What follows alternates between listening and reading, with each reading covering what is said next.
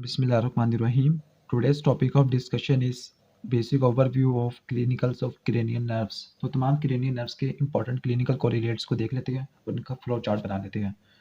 Start करते हैं cranial nerve number 1 जिसको बोलते हैं olfactory nerve.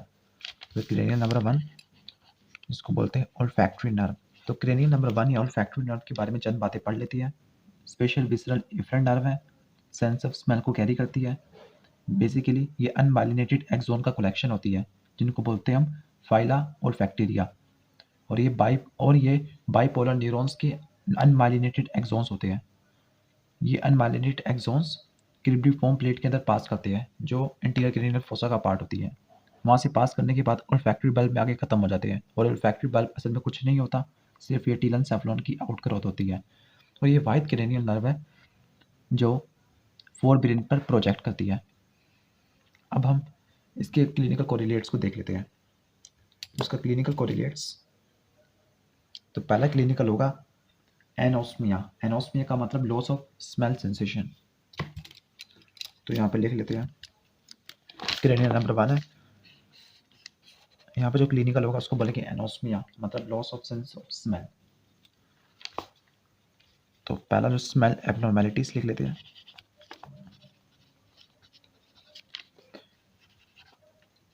इसके अंदर जो पहली एबनॉर्मेलिटी है उसको बोलते हैं एनोस्मिया. एनोस्मिया का मतलब होता है loss of sensation of smell.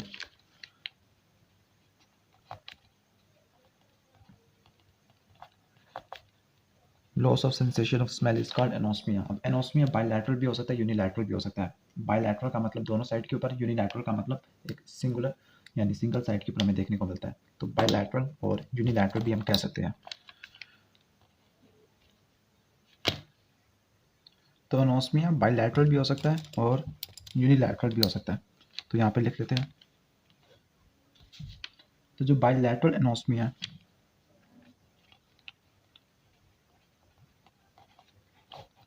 का मतलब दोनों साइड के ऊपर होगा, तो ये जनरल म्यूकस मेम्ब्रेन की इन्फ्लेमेशन इसकी वजह से हो सकता है, कॉमन कोल्ड की वजह से, या फिर एलर्जिक रिनाइटिस की वजह से. तो फिर इसका कॉज होगा बायलैटरल एनोस्मिया का कि inflammation of olfactory mucus membrane, और इन्फ्लेमेशन कराने के लिए एलर्जी होगी या फिर कॉमन कोल्ड होगा. तो इन्फ्लेमेशन ऑफ या फिर disease of olfactory membrane disease होगा. और ओल्फैक्टरी मेम्ब्रेन डिजीज दो कंडीशन की वजह से हो सकता है, कॉमन कोल्ड की वजह से या फिर एलर्जी की वजह से इन्फ्लेमेशन होती है नेजल म्यूकोजा का. इसको बोलते हैं रिनाइटिस, एलर्जिक रिनाइटिस. तो एलर्जिक रिनाइटिस इसकी वजह से ओल्फैक्टरी मेम्ब्रेन डिजीज होगा और बायलैटरल एनोस्मिया कॉज करेगा. यूनिलैटरल एनोस्मिया मतलब एक साइड के ऊपर एनोस्मिया होगा. ये एक साइड पर एनोस्मिया किन किन वजह की वजह से हो सकता है? ये ओल्फैक्टरी पाथवे की डिस्टर्बेंस की वजह से होगा, मतलब olfactory bulb, olfactory track, olfactory nerve की लीजन की वजह से होगा.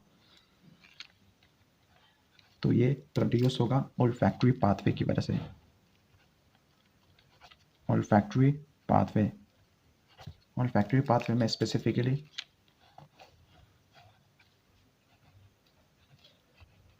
ओल्फैक्टरी ट्रैक, बल्ब और ओल्फैक्टरी नर्व. तो नर्व, बल्ब और ट्रैक.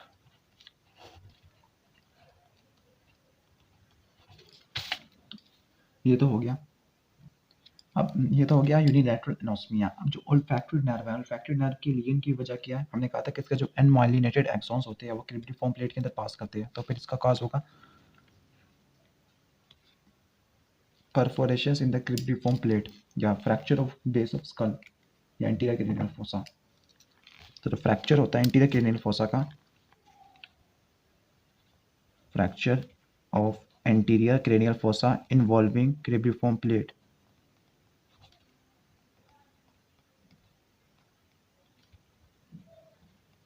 या फिर अगर हमने बल्ब या ट्रैक को डैमेज कराना है तो फिर cerebral tumour, specifically frontal lobe के ट्यूमर, या फिर एंटीरियर क्रेनियल फोसा में जो मेनिंजेस हैं इनके ट्यूमर, जिसको मेनिंजियोमा बोलते हैं, उसकी वजह से भी ओल्फैक्टरी बल्ब और ओल्फैक्टरी ट्रैक डैमेज हो जाएंगे.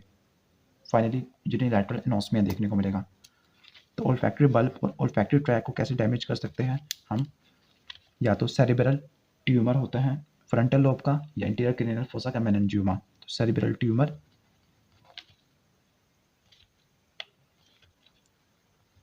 या फिर मेनिंजियोमा इंटीरियर क्रेनियल फोसा का, तो ये तो था एनोस्मिया। अब दूसरी क्लिनिकल एब्नॉर्मेलिटी है स्मेल की, जिसको बोलते हैं पैरोस्मिया। पैरोस्मिया का मतलब होता है distortion of smell, sense of smell, इसको बोलते हैं पैरोस्मिया। तो distortion of sense of smell is called पैरोस्मिया।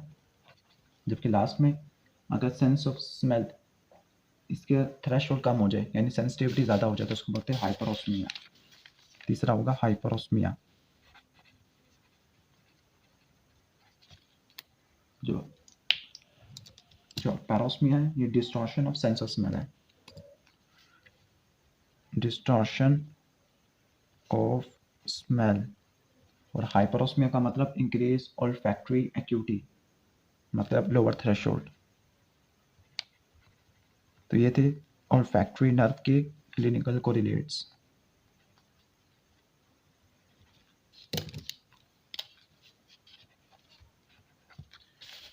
तो ये है स्मेल की एब्नॉर्मेलिटीज होगी। अब नेक्स्ट जो क्रेनियल नर्व है उसको बोलते हैं cranial nerve number 2 optic nerve. और ऑप्टिक नर्व की लीजन देखने के लिए एक सेपरेट वीडियो भी बनाई गई है, लेकिन हम इसी वीडियो के अंदर उसको कवर करेंगे ऑप्टिक नर्व की लीजन्स को। तो आपको नजर आ रही होगी डायग्राम, और इस डायग्राम में जो मैंने ब्लैक किया हुआ है, शेड किया हुआ है, इसका मतलब ब्लाइंडनेस है। और ये आपको नजर आ रहा होगा ऑप्टिक पाथवे। तो सबसे पहले जो लीजन पढ़ लिया उसको कंडीशन को बोलते हैं ब्लाइंडनेस। तो ब्लाइंडनेस कैसी होगी, यहाँ पे विजुअल डेफिसिट हमें कहाँ पे देखने को मिलेगा, यहाँ पर जो ओवरऑल विजन होती है रिस्पेक्टिव आई में वो खत्म हो जाएगी। कॉज क्या होगा, ऑप्टिक नर्व का लीजन, यानी ऑप्टिक नर्व अगर डैमेज होती है तो हमें टोटल ब्लाइंडनेस देखने को मिलेगी। इस कंडीशन को बोलते हैं मोनो ऑक्यूलर ब्लाइंडनेस, एक आई में कंप्लीट ब्लाइंडनेस होती है। दूसरी कंडीशन है बाइनेजल हेमिनोपिया, या इसको बाइनेजल हेट्रोनिमस हेमिनोपिया। हेट्रोनिमस का मतलब ऑपोजिट फील्ड ऑफ विजन। तो यहाँ पर जो फील्ड ऑफ विजन है हमें दोनों आई की नेजल फील्ड में देखने को मिलती है, यानी नेजल फील्ड ऑफ विजन दोनों आइज के अंदर खराब हो जाएगी, खत्म हो जाएगी। और इसका मेन काज होगा ऑप्टिक कैज़्मा की लीजन। लेकिन यहाँ पे ऑप्टिक कैज़्मा की लीजन कौन सी होगी, ऑप्टिक कैज़्मा की लैटरल लीजन होगी। ऑप्टिक कैज़्मा की दो टाइप की लीजन होती है, एक होती है पैरासैजिटल लीजन, यानी सैजिटल दरमियान में होती है, दूसरी होती है लैटरल लीजन होती है। जब लैटरल लीजन होती है तब जो फाइबर डैमेज होते हैं वो असल में टेम्पोरल हेमी के फाइबर होते हैं, जो नेजल फील्ड ऑफ विजन को कैरी करते हैं। ठीक हो गया, क्योंकि टेम्पोरल वाले क्रॉस नहीं करते। लेकिन अगर सैजिटल लीजन होती है तो नेजल वाले फाइबर डैमेज होते हैं, मतलब बाई टेम्पोरल हेमिनोपिया देखने को मिलता है। तो जो ऑप्टिक कैज़्मा इसके दो एब्नॉर्मलिटी देखने को मिलेगी, बाई नेजल हेमिनोपिया जब लैटरल लीजन होगी, और जब मीडियन लीजन होगी तो उसको बोलते हैं बाई टेम्पोरल हेमिनोपिया। अब इसके बाद ऑप्टिक ट्रैक, तो जो ऑप्टिक ट्रैक आता है इसके बाद आता है लैटरल जेनिकुलेट न्यूक्लियस, और ये ऑप्टिक रेडिएशन है, इनकी लीजन की वजह से हमें देखने को मिलती है कंडीशन, इसको बोलते हैं होमोनिमस हेमिनोपिया। क्या बोलते हैं, होमोनिमस हेमिनोपिया। ऑप्टिक ट्रैक की वजह से, लैटरल जेनिकुलेट बॉडी या न्यूक्लियस की वजह से, ऑप्टिक रेडिएशन की वजह से, और ऑक्सीपिटल लीजन। लेकिन जब ऑक्सीपिटल लीजन होती है तब हमें मैक्यूलर स्पेयरिंग देखने को मिलती है। कौन सी स्पेयरिंग देखने को मिलती है, मैक्यूलर स्पेयरिंग। ठीक हो गया। अब इसके बाद नेक्स्ट है हेमिनोपिक स्कोटोमा। स्कोटोमा का मतलब होता है पैथोलॉजिकल ब्लाइंड स्पॉट। एक नॉर्मल ब्लाइंड स्पॉट हमें देखने को मिलता है 15 degree lateral to the field of vision, यानी ठीक हो गया। तो जो इसको बोलते हैं नॉर्मल फिजियोलॉजिकल ब्लाइंड स्पॉट, लेकिन एक पैथोलॉजिकल ब्लाइंड स्पॉट उसको बोलते हैं स्कोटोमा। जो हेमिनोपिक स्कोटोमा इसका मेन कॉज होता है ऑप्टिक कैज़्मा के लीजन वाला। ठीक हो गया। जो फाइबर्स होते हैं असल में मैक्यूला के वो पोस्टीरियरली पड़े होते हैं, तो इनके डैमेज होने के चांसेस काफ़ी ज़्यादा होते हैं। तो पैथोलॉजिकल ब्लाइंड स्पॉट अगर हमें स्पेसिफिक फील्ड ऑफ विजन में देखने को मिले, हाफ ऑफ विजन, उसको बोलते हैं हेमिनोपिक स्कोटोमा। इसके बाद है होमोनिमस क्वाड्रेंटिनोपिया। क्वाड्रेंटिनोपिया का मतलब एक स्पेसिफिक क्वाड्रेंट, यानी क्वाड्रेंट का मतलब 1/4 पार्ट। तो आपको नजर आ रहा होगा यहाँ पे क्वाड्रेंट पे एक फील्ड ऑफ विजन लॉस्ट देखने को मिल रही है, तो इसको बोलते हैं right lower quadrantanopia. Right lower, इनके लोअर जो एरिया है सेरिब्रल कॉर्टेक्स का वो डैमेज हो गया, जिसकी वजह से upper half of field of vision खत्म होगी। ठीक हो गया, तो इसको बोलेंगे right lower quadrantanopia. Macular sparing, macular sparing का मतलब होता है कि पेरिफेरल विजन डैमेज होगी, खत्म होगी, लेकिन जो मैक्यूलर या सेंट्रल विजन है वो इंटैक्ट रही। और इसकी वजह यही होती है कि जो मैक्यूला को सप्लाई करने वाली दो आर्टरी होती है, पोस्टीरियर सेरिब्रल आर्टरी और दूसरी आर्टरी होती है मिडल सेरिब्रल आर्टरी, जिसकी वजह से मैक्यूला स्पेयर हो जाता है। तो ये थे ऑप्टिक पाथवे की लीजन्स। बाकी इंशाल्लाह हम इसको सेपरेट वीडियो के अंदर कवर कर लेंगे। तो दूसरी क्रेनियल नर्व हमने पढ़ ली, ऑप्टिक नर्व। तो नेक्स्ट क्रेनियल नर्व होगी ऑक्यूलोमोटर नर्व। तो क्रेनियल नर्व नंबर 2 या ऑप्टिक नर्व, हमने इसको तो देख लिया। अब ऑक्यूलोमोटर नर्व, ऑक्यूलोमोटर नर्व की लीजन की वजह से क्या क्या देखने को मिलेगा। तो सबसे पहले हम इसके इफेक्ट को देख लेते हैं, फिर हम इसके टाइप्स को देख लेते हैं। तो पहले हम इसके इफेक्ट, जनरल इफेक्ट क्या होते हैं ऑक्यूलोमोटर नर्व की वजह से। तो थर्ड क्रेनियल नर्व, तो जो पहली चीज़ होगी वो होगा ड्रूपिंग ऑफ सुपीरियर आईलिड, जिसको बोलते हैं टॉसिस। और टॉसिस क्यों हुई? क्योंकि लिवेटर पाल्पेब्रली सुपीरियरिस इसकी पैरालिसिस होगी। तो टॉसिस, और टॉसिस क्यों होगी? क्योंकि लिवेटर पाल्पेब्रली सुपीरियरिस इसकी पैरालिसिस है। Paralysis of levator palpebrae superioris. Next, और क्या देखने को मिल सकता है? जो प्यूपिल होगा या आई बाल होगी वो डाउन और आउट पोजीशन पे होगी। वो डाउन और आउट पोजीशन पे क्यों होगी? क्योंकि जो अनअपोज्ड मसल लैटरल रेक्टस और सुपीरियर ओब्लिक इसकी वजह से हमें देखने को मिलती है। तो प्यूपिल डाउन एंड आउट पोजीशन क्यों? क्योंकि डाउन इस वजह से होगी सुपीरियर ओब्लिक की वजह से, आउट लैटरल रेक्टस की वजह से। इसके साथ जो प्यूपिल होगा वो वाइडली डायलेटेड होगा,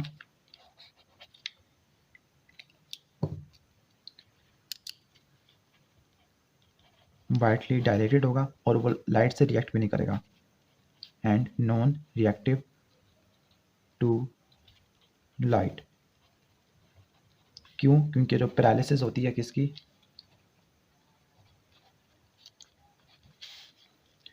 जो इसके साथ जो एसोसिएटेड स्फिंक्टर पिपिलाई मसल है, ठीक हो गया, जिसको सप्लाई करती है स्फिंक्टर पिपिलाई पैरासिम्पैथेटिक फाइबर, जिसकी वजह से कॉन्स्ट्रक्शन नहीं होगी बल्कि डायलेशन हो जाएगी। और लास्ट में ये होगा कि वो प्यूपिल होगा वो एकोमोडेशन भी परफॉर्म नहीं कर सकेगा। क्यों? क्योंकि सिलेरी मसल की पैरालिसिस हो गई है, तो नो एकोमोडेशन। क्यों? क्योंकि सिलियारस मसल की पैरालिसिस है।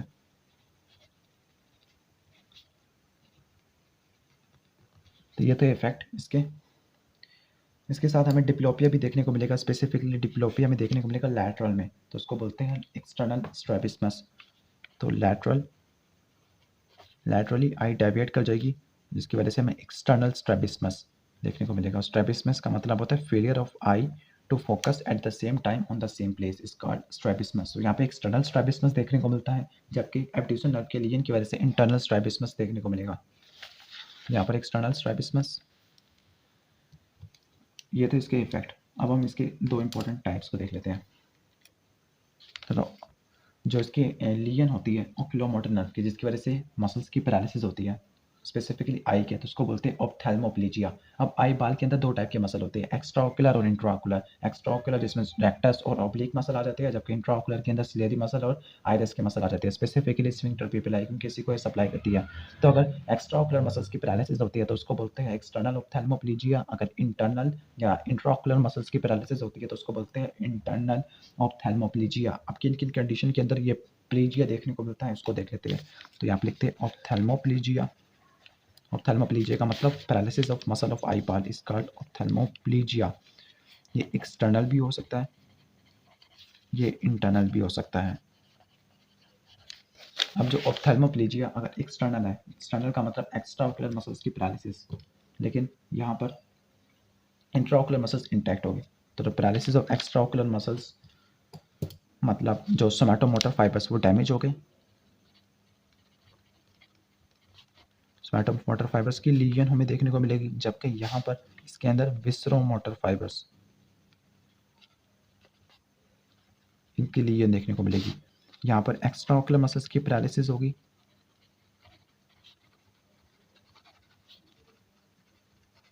यहाँ पर इंट्राओक्युलर मसल्स की पैरालिसिस होगी। यहाँ पर यानी इस कंडीशन के अंदर जो सेंट्रल वाले फाइबर्स हैं, यानी ये जो सोमैटोमोटर फाइबर्स होते हैं, असल में सेंट्रल फाइबर्स होते हैं, सेंट्रल फाइबर्स। और जो इंटरनल वाले फाइबर्स होते हैं, तो हम इंटरनल वाले पैरासिम्पैथेटिक वाले हम उसको हम सुपरफिशियल भी बोल सकते हैं, फिर पेरिफेरल या सुपरफिशियल फाइबर्स ये बोल सकते हैं। चूँकि सुपरफिशियल होते हैं तो इनके डैमेज होने के चांसेस काफ़ी ज़्यादा होते हैं। किन किन कंडीशन के तरह डैमेज हो सकते हैं या एक्सटर्नल ऑप्थेल्मोप्लेजिया देखने को मिलेगा। तो एक्सटर्नल ऑप्थेल्मोप्लेजिया जिसमें सोमैटोमोटर फाइबर डैमेज हो गया तो उसको बोलेंगे डायबिटीज़ न्यूरोपैथी। ठीक हो गया, तो डायबिटिक न्यूरोपैथी के अंदर देखने को मिलते हैं।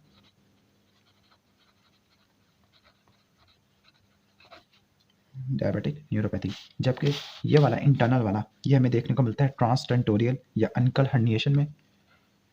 अनकल हर्निएशन के अंदर देखने को मिलता है, जिसमें असल में होता है ये जो अनकस होता है वो ऑपोजिट साइड के ऊपर फेस करता होता है। यानी जो अगर सुप्राटेंटोरियल प्रेशर ज़्यादा होता है तो वो अनकस को फोर्स करता है कि वो टेंटोरियल नोट्स से बाहर निकल जाए और वो ओक्यूलोमोटर नर्व को कंप्रेस कर दे। और इसके साथ हमें ऑपोजिट साइड के ऊपर अपर मोटर न्यूरॉन लीजन भी देखने को मिलती है, अनकल हर्निएशन।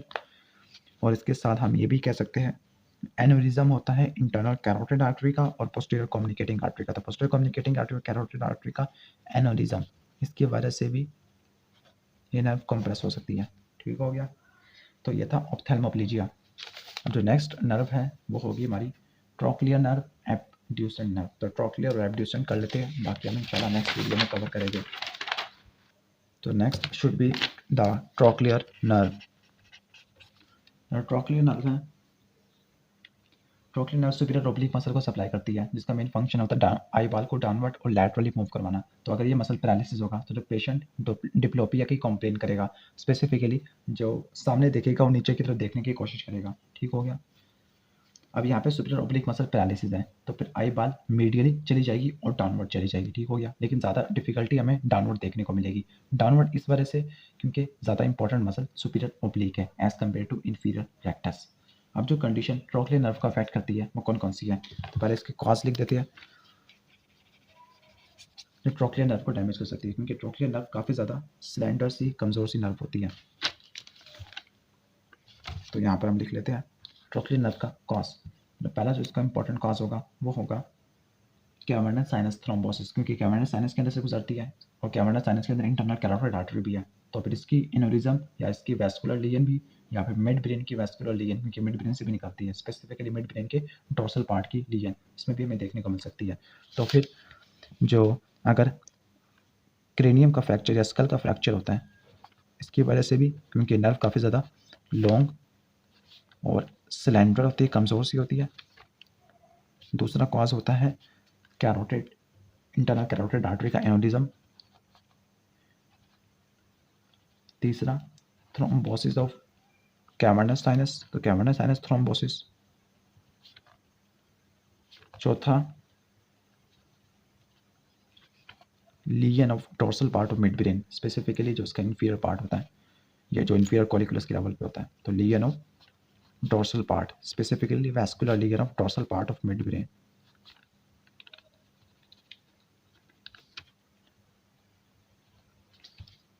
तो ये तो हो गया। अब हम इसके इफेक्ट को देख लेते हैं। तो इफेक्ट यही होगा, सुपीरियर ओब्लिक मसल की पैरालिसिस है, जिसकी वजह से पेशेंट को डाउनवर्ड देखने में काफ़ी ज़्यादा दुश्वारी होगी। तो इनएबिलिटी टू मूव आई बाल डाउनवर्ड, तो डाउनवर्ड डिसेबिलिटी देखने को मिलती है। यह था क्रेनियल नर्व नंबर 4 का सिर्फ बेसिक ओवरव्यू। इसके साथ जो आई बाल की एक्सटॉर्शन होती है वो भी इफेक्ट होती है, तो एक्सटॉर्शन वो भी इफेक्ट होती है।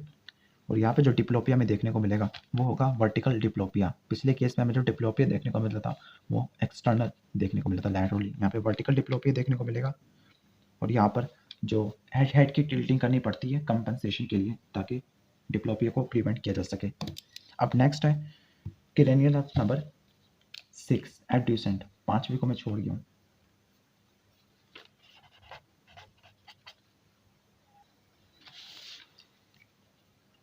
तो नंबर 6 जिसको एब्ड्यूसेंट बोलती है वो एक ही मसल को सप्लाई करती है, उस मसल का नाम है लैटरल रेक्टस। और यहाँ पर जो स्ट्रैबिस्मस देखने को मिलेगा वो होगा इंटरनल स्ट्रैबिस्मस या मीडियल स्ट्रैबिस्मस, क्योंकि आई बाल को मीडियली पुश किया जाएगा। क्यों? क्योंकि मीडियल रेक्टस अनअपोज था।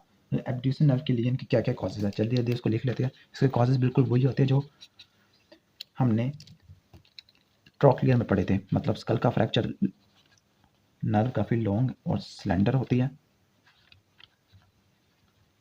क्या बढ़ना साइनस थ्रोम्बोसिस या इंटरनल कैरोटिड आर्टरी का की एनोरिज्म और वैस्कुलर लीगन, लेकिन इस बार वैस्कुलर लीगन पॉन्स में होगी, मिड ब्रेन में नहीं होगी क्योंकि पॉन्स से निकलती है। अब इसका इफेक्ट क्या होगा, इसके इफेक्ट देख लेते हैं।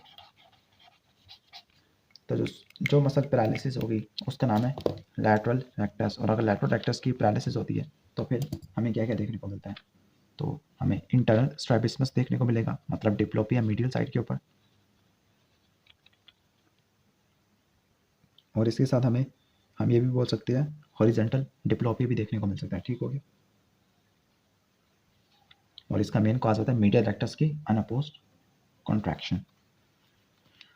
तो इंटरनल डिप्लोपिया हमें देखने को मिलेगा inability to turn the eyeball laterally, lateral movement impaired हो जाएगी।